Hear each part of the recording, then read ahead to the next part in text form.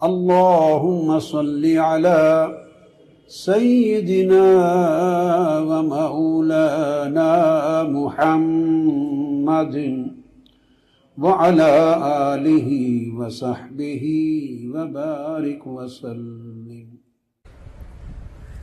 मैंने कुछ हुलिया मुबारक बयान कर दिया था। सैयदना इमाम महदी अलैहिस्सलाम का दरमियाना कद होगा, आपका इकेरा जिस्म होगा,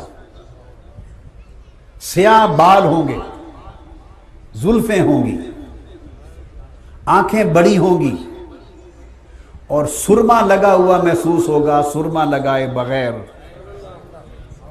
चेहरा सफेद गोरा सुर्खी मायल होगा, चमकते हुए सितारे की तरह कौकबुन दुर्रिजुन लगेंगे, नूर निकल रहा होगा।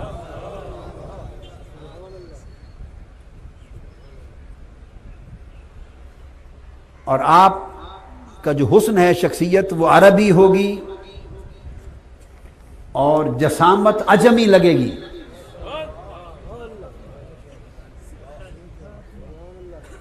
मतलब है कि शख्सियत अरब व अजम के खवास की जामे होगी, अरब व अजम के खवास की।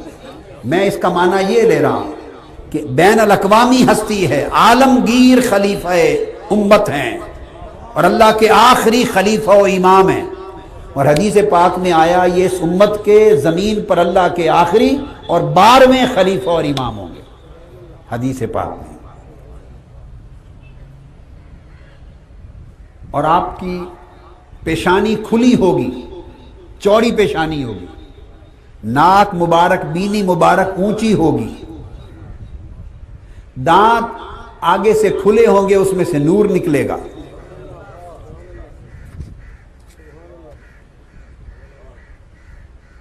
सर पे अमामा बांधते होंगे। और अभी तो अरब में, मक्का मदीना में अमामे वालों का वक्त भी नहीं आया। वहां भी अमामे पहनने वाले तो अभी नहीं होते, ज्यादातर रुमाल रखते हैं, वो सुर्ख किस्म का कढ़ाई वाला।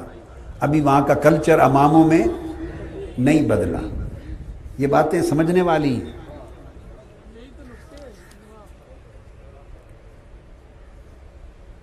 और यह दुरुस्त है कि उम्मत में बड़े इख्तिलाफात होंगे आपके ज़हूर से कबल, और जल्जले कसरत के साथ होंगे।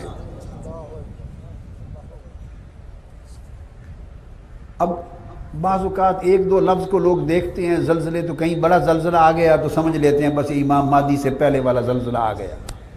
नहीं है, वो जल्जले होंगे कि आप इन जल्जलों को भूल जाएंगे। हुज़ूर सलाम ने फरमाया, देखिए कुर्रे अर्जी सिर्फ पाकिस्तान तो नहीं है। आका अलैहिस्सलाम ने फरमाया 3 बहुत बड़े जल्जले जमीन पर आएंगे, जिनके नतीजे में जमीन धंस जाएगी।